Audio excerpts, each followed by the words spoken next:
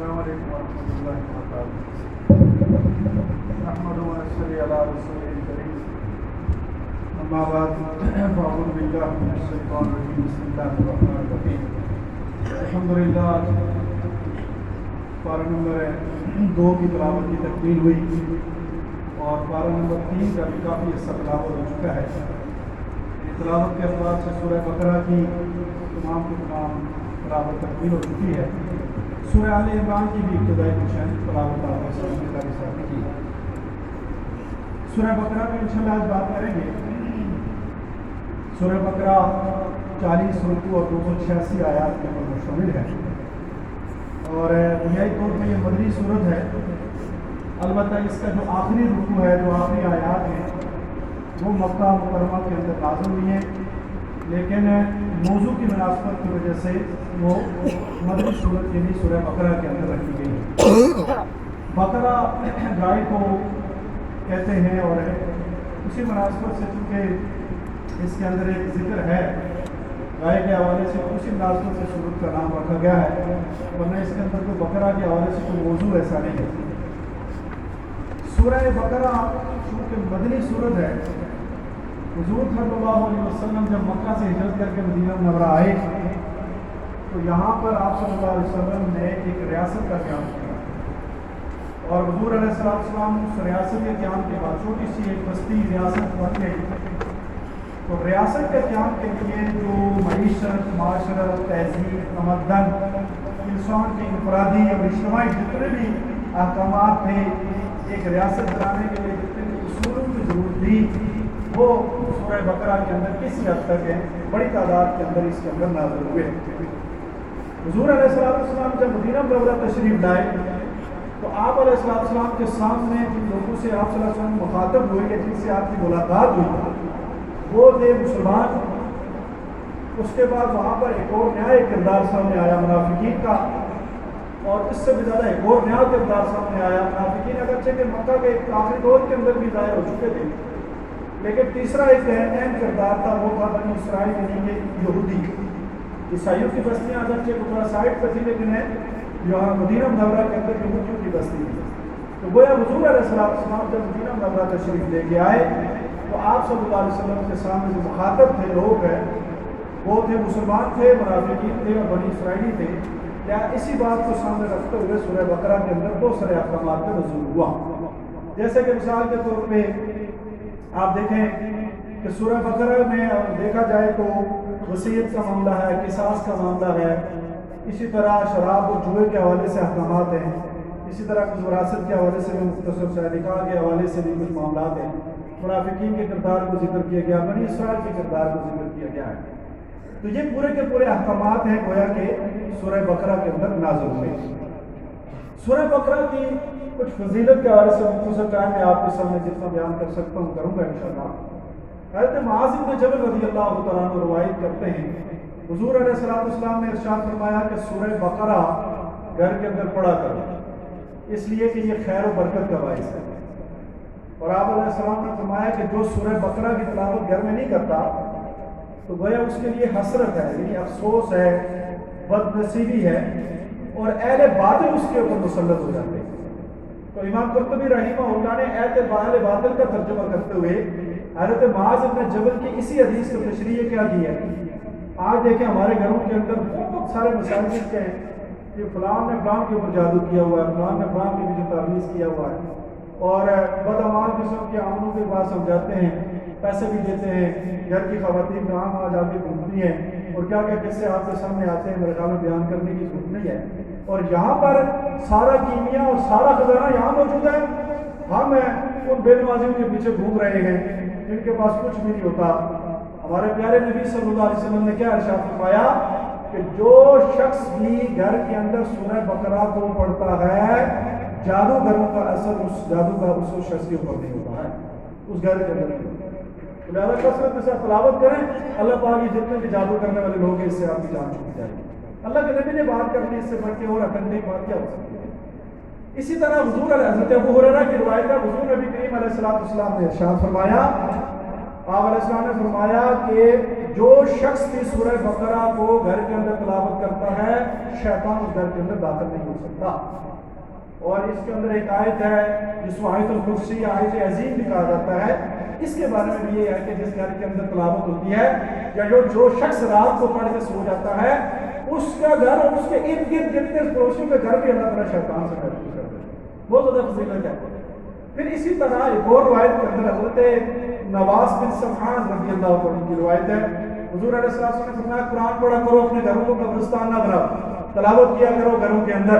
آپ علیہ السلام نے فرمایا کہ سورہ بقرہ کو پڑھو, قرآن کو پڑھو اور اس کے اوپر عمل کرو. قیامت کے دن قرآن پڑھنے والوں اور اس کے اوپر عمل کرنے والوں کو اللہ بلائیں گے تو سورہ بقرہ اور سورہ آل عمران اس شخص کے اوپر جس طرح بادلوں کا سایہ ہوتا ہے وہ کر کے آئیں گے اور اللہ کے سامنے شخص کی سواری کریں گے.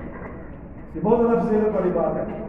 اب میں پارے کی نقطوں سے 2 منٹ میں تقسیم کر دیتا ہوں. موضوعاتی مطالعہ تو آپ گھر میں جا کے کریں گے.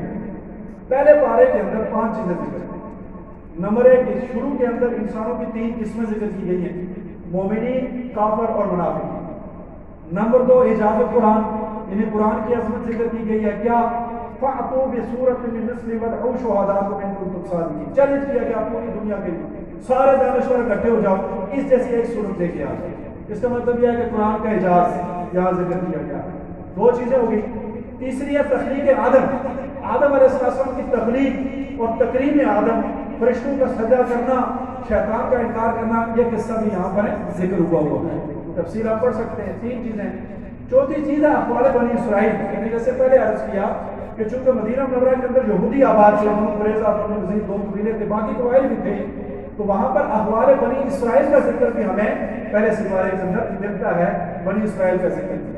یہ 4 چیزیں ہو گئی. اور 5ویں چیز یہ ہے حضرت ابراہیم علیہ السلام کا بھی ذکر ہے یہاں پر موجود ہے. کعبے کی تعمیر کے حوالے سے پورا کا پورا قصہ یہاں پر کسی حد تک کا یہاں پر ذکر ہے. یہ 5 چیزیں ذکر ہیں. اسی طرح پارہ نمبر 2 کے اندر بھی 4 یا 5 چیزیں ذکر ہیں. 2 چیزیں آپس میں چونکہ جڑی ہوئی ہیں اور 5 چیزیں ہیں, 2 چیزیں جوڑ لیں تو پھر 4 چیزیں ذکر ہیں. سب سے پہلے تحویل قبلہ. تحویل قبلہ کا مطلب یہ ہے کہ حضور علیہ السلام جب مدینہ منورہ تشریف لائے 16 یا 17 مہینے نبی علیہ السلام نے بیت المقدس کی طرف مڑ کے نماز پڑھی. جماعت کے ساتھ نماز پڑھ رہے تھے تو وہاں کی طرف مڑ کے نماز پڑھی. 16-17 مہینوں کے بعد چونکہ حضور صلی اللہ علیہ وسلم کی خواہش بھی تھی, دعا بھی کر رہے تھے, بار بار اللہ کی طرف سے قربین بھی گئی. 16-17 مہینوں کے بعد تعمیر قبلہ کا حکم ہوا اور بیت المقدس سے بیت اللہ کو خانہ کعبہ بنا دیا گیا اور نماز کے لیے کہا گیا. یاد رکھیں کہ یہ کوئی ذاتی واقعہ نہیں ہے, یہ مطلب یہ ہے کہ دوسری امتوں سے امامت لے کے امت محمدیہ کو عطا کی گئی ہے. اس کا مطلب آپ غلام نہیں ہیں. اور آج دنیا کے اندر ہے اگر آپ کے جسم کے اوپر کپڑے لگے ہوئے ہیں, اس کی قیمت بھی کوئی دوسرا مقرر کر رہا ہے, اس حد تک غلامی میں پہنچے ہوئے ہیں, اس کا مطلب ہماری نالائکیاں ہیں اور ہماری بدعمالیاں ہیں اور ہماری یعنی غلط پالیسی کی وجہ سے ہم ہیں. ورنہ رب کائنات نے ہمیں پوری کائنات کے انسانوں کا امام کر دیا. یاد رکھیں. اور یہ میں اپنی طرف سے کوئی خوشفہمی کے اندر مبتلا نہیں ہوں. یہ آپ کا قرآن جو آپ کھڑے ہو کے ماشاء اللہ روزہ رکھ کے یاد سنتے ہیں یہ کہہ رہا ہے. اور اس کی دلیل کیا ہے؟ ایک تو قبلے کی تبدیلی. دوسری بات کیا ہے؟ قیامت کے دن حضرت نوح علیہ السلام کو لایا جائے گا اور کہا جائے گا کہ آپ نے یعنی حضرت نوح علیہ السلام کو جو ہزاروں سال پہلے ہم سے گزرے ہیں ان کو بلایا جائے گا اور پوچھا جائے گا کہ آپ نے امت کو تبلیغ کی نہیں کی. وہ کہیں گے اللہ میں نے ساری تبلیغ کی. امت کو بلایا جائے گا, یہ میرا نبی نوح ہے, کیا اس نے آپ کو میرا پیغام پہنچایا؟ ساری امت منکر ہو جائے گی. اللہ نہیں تو نوح کو حالانکہ 950 سال تک انہوں نے تبلیغ کی, وہ منکر ہو جائیں گے یعنی ساری امت.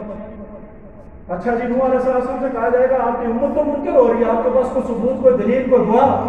تو نوح علیہ السلام دیکھیں کہ آپ کا اور میرا کتنا بڑا احترام ہے, کتنی عزت ہے. تقریم امت, عزت, احترام. امت کو اللہ نے اوپر اٹھایا ہے.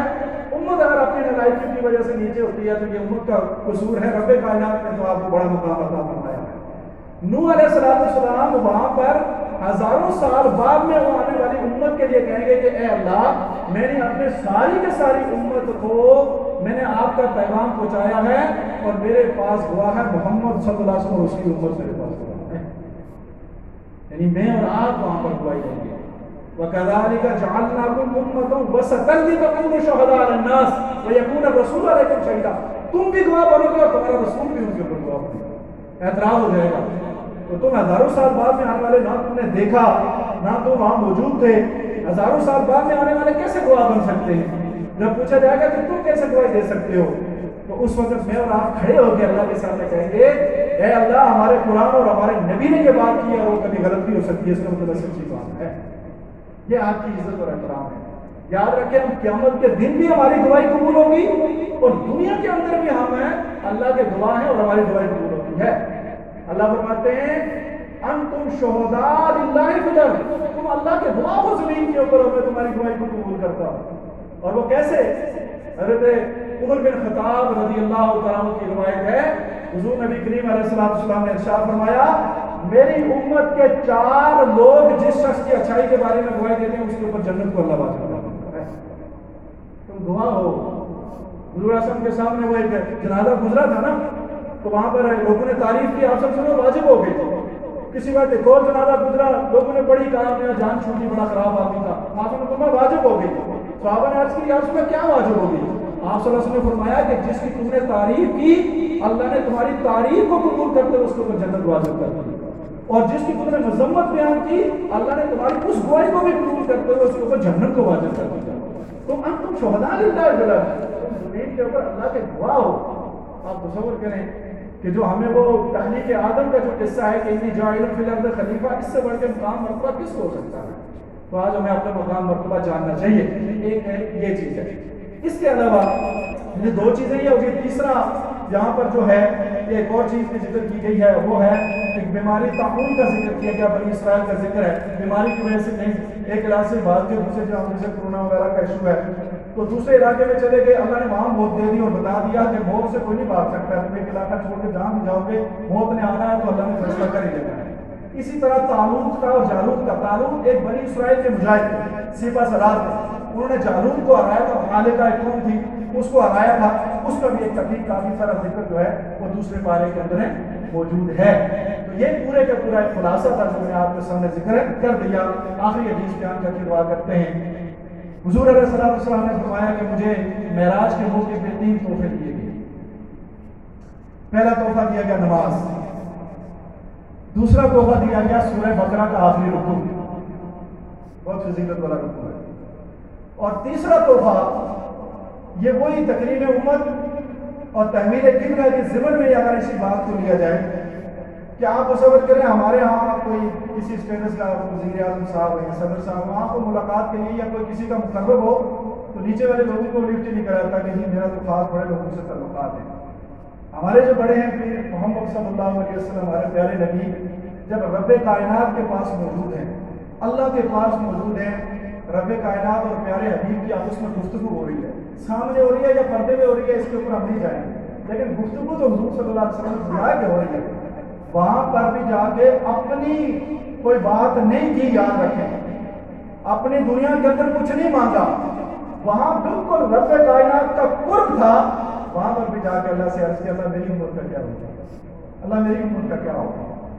تو مسلسل جب امت کی بات کی تو حضور علیہ السلام نے فرمایا کہ جب اللہ نے میری فکر مندی دیکھی میری اپنی امت کے لیے تو اللہ پاک نے پھر تیسرا تحفہ مجھے دیا اور فرمایا کہ میرے حبیب اپنی امت کو بتا دو، اپنی امت کو بتا دو کہ شرک کر کے میرے پاس نہیں آنا، باقی جتنے بڑے گناہ ہوں گے مجھ سے معافی مانگیں گے، سب کی مغفرت کر دوں گا، بس شرک میرے ساتھ کسی اور کو خدا نہیں کرا۔ تو یہ خوبصورت تحفے ہیں جو ہمیں لینے چاہیے اور سورہ بقرہ کا مطالعہ کریں، اللہ ہم کی توفیق عطا فرمائے۔ آمین۔ الحمدللہ رب العالمین والعاقبۃ للمتقین والصلاۃ والسلام علی سید الانبیاء والمرسلین وعلی آلہ واصحابہ اجمعین۔ اللہ ہمارے روزے کو، تراویح کو، تلاوت کو، صدقہ خیرات کو، زکوٰۃ کو قبول و منظور فرما۔ اللہ یہ تیرے بندے اور تیری بندیاں، اے اللہ موسم کی شدت بھی ہے، دن پورا تیرے حکم کی تحمیل کرتے ہوئے یا اللہ روزہ رکھ کر شام کو باوجود اس کے کہ جسم کی تھکاوٹ اور اس کے باوجود آرام کرنے کا دل من کرنے کے باوجود بھی اللہ تیری رضا کے لیے مسجد کے اندر سخت موسم میں آ جاتے ہیں، اللہ ان کا آنا قبول و منظور فرما۔ اللہ اس کے بغیر ہماری مغفرت فرما دے۔ اے اللہ جو پچھلے رمضان میں موجود تھے اپنے ہی اللہ ان کی مغفرت فرما دے۔ اے اللہ پوری امت مسلمہ کی مغفرت فرما دے۔ اے اللہ تو ہماری نیکیوں کو قبول فرما دے۔ اللہ یہ رمضان کا مہینہ ہماری مغفرت کا ذریعہ بنا۔ اللہ ہمارے ملک پاکستان کو استحکام عطا فرما۔ اللہ اس ملک کو استحکام عطا فرما۔ اللہ اس ملک کو انتشار اور فساد سے محفوظ فرما۔ اللہ اس ملک کی حفاظت فرما۔ اللہ اس ملک کی نظریاتی ہو رہے ہیں، اے اللہ زمینی سرحد سے حفاظت فرما، اے اللہ یہ تیری نعمت ہے، تیرا تحفہ ہے، آزادی کا سانس ہم اس میں لے رہے ہیں، اللہ تو اس کی حفاظت فرما، اللہ تو اس کی حفاظت فرما، اللہ اس کے مقتدر حلقوں کو عدل عطا فرما، اللہ مقتدر حلقوں کو اس کے بارے میں بہتر پالیسیاں بنانے کی توفیق عطا فرما، اس کے اندر اسلام کا فرما فرما، ہم سب کی دعاؤں کو قبول و منظور فرما، ہم سب کی پریشانی اور مشکلات کو حل فرما، وصلی اللہ تعالی علیہ وسلم محمد وعلی آلہ وصحبہ اجمعین برحمتک۔